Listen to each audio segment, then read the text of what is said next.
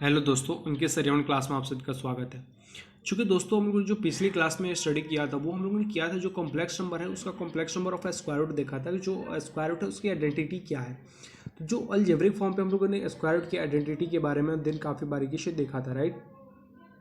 तो मैं बता दूं कि जो हम लोगों ने अलजेब्रिक फॉर्म पे आइडेंटिटी के बारे में देखा था वो काफ़ी algebraic form of identity of complex square root था, राइट। उसके आगे हम लोगों ने देखा था कि जो उसकी स्क्वायर रूट की आइडेंटिटी जो होती है वो बेसिकली होती क्या है, राइट। तो मैं बताया था कि उस जितने भी उसकी आइडेंटिटी थी उसको रिमेंबर कर लीजिएगा ताकि जो कॉम्प्लेक्स नंबर है उसके कॉम्प्लेक्स नंबर का जो क्वेश्चन है उसी चीज़ पे क्या है मॉडिफाई किए गए हैं, मतलब उसी चीज़ पे मॉडिफाई किए गए हैं, राइट। तो उस चीज़ को आप रिमेंबर कर लीजिएगा ताकि आपको क्वेश्चंस बनाने में क्या हो, आपको काफ़ी सहूलियत प्रदान हो।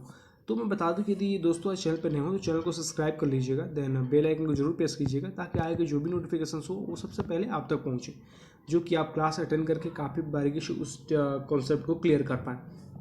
तो मैं बता दूं कि आज की जो क्लास होने वाली है, देन क्लास को स्टार्ट करते हैं। तो जो आज की क्लास होने वाली है वो हम लोग देखेंगे जो कॉम्प्लेक्स नंबर होता है वो कॉम्प्लेक्स नंबर में मॉडुलस ऑफ कंजुगेट के बारे में देखेंगे, यानी मापांक और संयुग्मी के बारे में।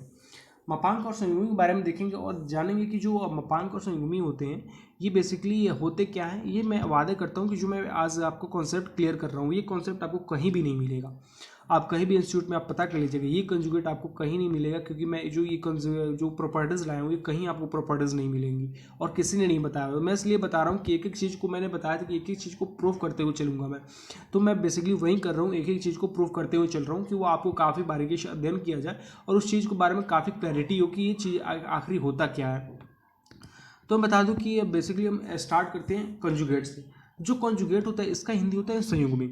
तो जो कंजुगेट होता है ये कंजुगेट जो आपका जो मैंने बताया कॉम्प्लेक्स नंबर जो होता है जेड इक्वल टू, मैंने लेट कर लेता हूँ कहीं कि जेड इक्वल टू जो होता है ए प्लस आयोटा भी होता है, यानी एक्स प्लस आयोटा वाई कुछ भी लेट कर सकते हैं, राइट। जिसमें आयोटा और इमेजिनरी रियल दोनों इंक्लूड होने चाहिए। जो कंजुगेट साइन होता है उस कंजुगेट साइन को यहाँ पे अगर डिनोट कर देते इस यही हमारा क्या हो जाएगा कंजुगेट, लेकिन हमारा जो साइन क्या हो जाएगा एक्सचेंज होगा। यदि माइनस होगा क्वेश्चन तो ये प्लस हो जाएगा, प्लस होगा तो माइनस हो जाता है। मतलब बेसिकली कहने का अर्थ ये यही जो साइन होगा यही हमारा साइन क्या कहलाता है कंजुगेट कहलाता है। तो मैं देख लो जो कंजुगेट होता है बेसिकली होता क्या है। जो कंजुगेट होता है the properties of conjugate complex number is always real number.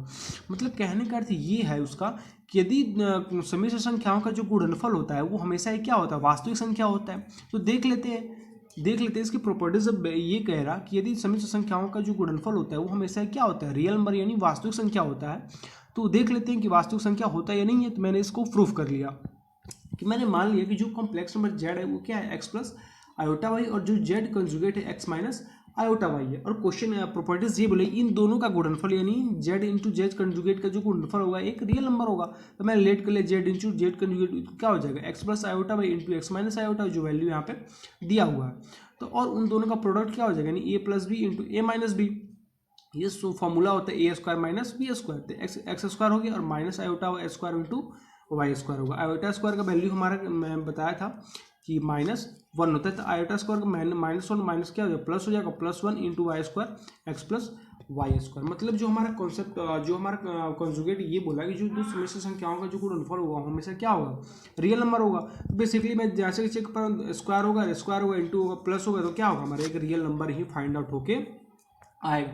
तो ये बेसिकली आप समझ गए होंगे। तो मैं सेकंड नंबर प्रॉपर्टीज की बात कर लूँ। ये जो सेकंड नंबर प्रॉपर्टीज ये बोला the sum of two complex number is the sum of their conjugate. कहने का अर्थ ये है कि यदि दो समिश्र संख्याओं का योग जो होगा वो अनुबद्ध क्या होगा, मतलब जो संयुग्मी होगा वो हमेशा एक क्या होगा योग के बराबर होगा। मतलब अगर दो समिश्र संख्याओं को आपस में जोड़ते हैं तो उन दोनों का सिंगलटन कंजुगेट ही क्या होगा, उसका एडिशन पार्ट ही उसका क्या होगा कंजुगेट होगा। तो यदि मैंने लेट कर लिया कि Z1 प्लस Z2 का होल कंजुगेट क्या हो जाएगा Z1 conjugate plus Z2 conjugate. यहाँ the sum of complex number is the same of their conjugate. Mean दो कंजुगेट का दो कॉम्प्लेक्स नंबर का एडिशन सम ऑफ कंजुगेट क्या होगा सिंगलटन क्या होगा singleton conjugate term of addition होगा। मतलब Z1 प्लस Z2 कंजुगेट होगा, राइट। तो थर्ड नंबर प्रॉपर्टीज की बात कर लेता हूँ। तो थर्ड नंबर प्रॉपर्टीज ये बोलता है the product of two complex number is always the product of their conjugate. मतलब कहने का अर्थ ये है कि यदि दो समिश्र संख्याओं का गुणनफल जो होगा वो हमेशा क्या होगा उन दोनों कंजुगेटों की गुणनफल की क्या होगा बराबर होगा। कहने का है सिंपल एज दैट ये है कि यदि दो समिश्र संख्याओं का यदि दो कंजुगेट कॉम्प्लेक्स नंबर का जो गुणनफल होगा वो हमेशा क्या होगा, दो कंजुगेट के प्रोडक्ट के इक्वल होगा, यानी Z1 इंटू Z2 का होल कंजुगेट जो होगा क्या होगा, Z1 conjugate into Z2 conjugate, right. ये बेसिकली आप सभी का फॉर्मूला है ये, राइट। ये भी हुआ आपका, ये हुआ, ये सब आपके फॉर्मूला हैं। जो आपके जो फॉर्मूले हैं ये फॉर्मूले क्या होंगे आपके, बेसिकली क्वेश्चंस इस प्रकार के पूछे जाएंगे कि आपका दो प्रोडक्ट दे चुका है उसका हमें फाइंड आउट करना है, तो इस प्रकार हम लोग क्या करेंगे, फाइंड आउट कर लेंगे, राइट। ये बेसिकली आपके फॉर्मूले हैं। मैं एक एक फॉर्मूले को प्रूफ करते हुए चल रहा हूँ कि बेसिकली ये फॉर्मूले आते कहाँ से हैं, राइट। तो इसको आप बिल्कुल याद कर लीजिएगा।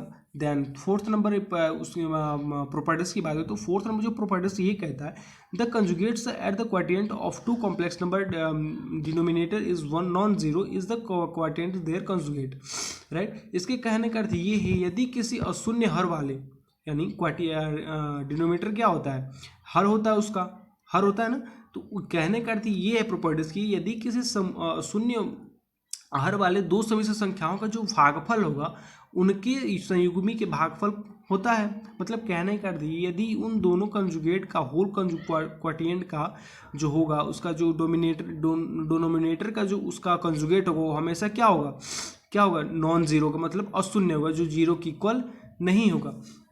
यानी Z1 conjugate upon Z2 conjugate जो हमेशा क्या होगा, जीरो की इक्वल नहीं होगा। अगर जीरो की इक्वल होगा तो वो इनफाइनाइट होगा।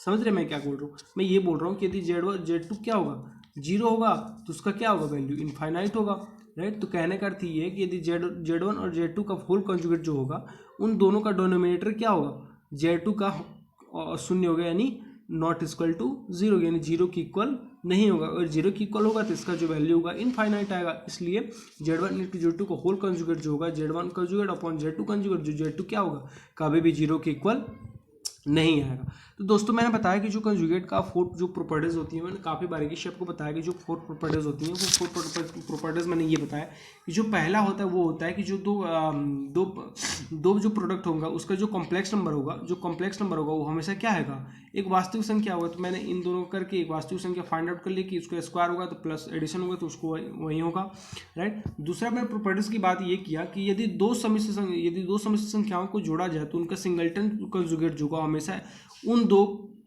एडिशन कॉम्प्लेक्स नंबर कंजुगेट के क्या होगा, हमेशा बराबर होगा। बेसिकली ये आपका सूत्र ही, आप इस सूत्र तौर पे आप याद कर लीजिएगा इसको, राइट। और थर्ड नंबर प्रॉपर्टीज की मैंने बात की थी, दो कॉम्प्लेक्स नंबर का जो प्रोडक्ट होगा हमेशा सिंगलटन कंजुगेट के प्रोडक्ट के इक्वल होगा, राइट। ये थर्ड नंबर था। और फोर्थ नंबर ये था कि यदि दो समिश्र संख्याओं का जो भागफल होगा वो क्या होगा, एक भागफल होता है जिसमें क्या होता है, जो डिनोमिनेटर होता है यानी हर होता है उसका जो होगा जो जीरो की इक्वल नहीं होगा। यदि जीरो की इक्वल होगा तो इनफाइनाइट हो जाएगा, इनफाइनाइट होगा तो हमें कॉम्प्लेक्स नंबर फाइंड आउट नहीं होगा, राइट। ये हमारे चार प्रॉपर्टीज थे। उसके अगेन बात कर लेता हूँ कि आर्गन प्लेन, ये बेसिकली आपको कंजुगेट के टर्म में मिलते हैं। जो आर्गन प्लेन होते हैं, ये आर्गन प्लेन जो होते हैं ये जो होते हैं आर्गन बिंदुओं के क्या होता है, निरूपण होता है। किसी नंबर लाइन पे क्या होता है, आर्गन तल की क्या होता है, ये निरूपण कर किए जाते हैं, ग्राफिकल फाइंड आउट करके इस पे कॉम्प्लेक्स नंबर के द्वारा फाइंड आउट करके इस पे क्या सॉल्व किए जाते हैं। तो ये बोला जाता है ये फर्स्ट क्वाड्रेंट होता है, ये सेकंड क्वाड्रेंट होता है, थर्ड क्वाड्रेंट होता है, ये फोर्थ क्वाड्रेंट होता है। या इधर हमारा पॉजिटिव होता है, राइट, इधर हमारा पॉजिटिव होता है वाई एक्सिस, इधर हमारा निगेटिव एक्सिस होता है और ये हमारा वाई एक्सिस निगेटिव होता है। तो मैं बता दूं कि पहला जो टर्म होता है एक्स होता है, दूसरा जो टर्म होता है वाई होता है। तो यहाँ पे बात करूँ, ये फर्स्ट टर्म होगा एक्स और ये होगा वाई। इन दोनों पॉजिटिव क्वाड्रेंट में फर्स्ट क्वाड्रेंट होंगे, इसलिए मैंने यहाँ पे क्या किया, प्लस कमा प्लस किया। अब दूसरी बात करूँ तो जो फर्स्ट क्या होता है एक्स, जो हमारा एक्स क्या होता है निगेटिव साइन होता है और वाई क्या होता है पॉजिटिव होता है। तो इन दोनों का जो क्वाड्रेंट सेकंड क्वाड्रेंट होगा क्या होगा, माइनस कमा प्लस होगा, यानी एक्स माइनस होगा प्लस वाई प्लस होगा। थर्ड क्वाड्रेंट की बात करो तो थर्ड क्वाड्रेंट पे एक्स भी क्या होता है निगेटिव और वाई भी निगेटिव, यानी इन दोनों का जो क्वाड्रेंट होगा थर्ड क्वाड्रेंट क्या होगा minus comma minus. Fourth quadrant की बात करूँ तो एक्स जो एक्स एक्सिस होता है पॉजिटिव होता है और वाई एक्सिस निगेटिव होता है। तो पॉजिटिव एक्स एक्सिस और निगेटिव वाई एक्सिस, यानी जो एक्स एक्सिस प्लस होगा और वाई एक्सिस निगेटिव होगा। तो दोस्तों आज हम लोग देखा कि जो कंजुगेट होता है उसका बारीकी से देख लिया कि जो कंजुगेट ऑफ टर्म होते हैं, कंजुगेट ऑफ प्रॉपर्टीज होती हैं, उसको बारीकी से हम लोगों ने देख लिया। देन उसके बाद हम लोगों ने देखा जो कंजुगेट ऑफ आर्गेन प्लेन होते हैं, ये आखिरी बेसिकली होते हैं क्या। तो मैंने काफ़ी बेहद प्रॉपर तरीके से समझा दिया, तो आई होप आपको प्रॉपर तरीके से समझ में आई होगी। तो आज की दोस्तों क्लास को यहीं रखते हैं और अगली क्लास में मॉडुलस के बारे में देखेंगे। जिस प्रकार ये आपका कॉन्सेप्ट क्लियर हुआ उसी प्रकार मैं कोशिश करूंगा कि वो भी आपका कॉन्सेप्ट क्लियर हो मॉडुलस की, राइट। तो आज की क्लास को दोस्तों यहीं तक रखते हैं, लेकिन जो भी कमेंट हो उसको कमेंट सेक्शन में बताइएगा कि आज की क्लास आपको कैसे लगी, राइट। क्योंकि जो भी कमेंट्स होंगे वो हमारे लिए मोटिवेशंस होंगी। तो दोस्तों कमेंट करना नहीं भूलिएगा और सब्सक्राइब प्लीज़ कर लीजिएगा, क्योंकि सब्सक्राइब कर लीजिएगा चैनल को। एंड आज की क्लास को यहीं तक रखते हैं। देन आज की क्लास को यहीं तक रखते हैं। अगली क्लास में फिर मॉडुलस के बारे में देखा जाएगा कि आखिर मॉडुलस होता क्या है। तो आज की क्लास को यहीं रखते हैं। Then be safe, be watch and watching the Ankit sir A1 classes. Thank you so much.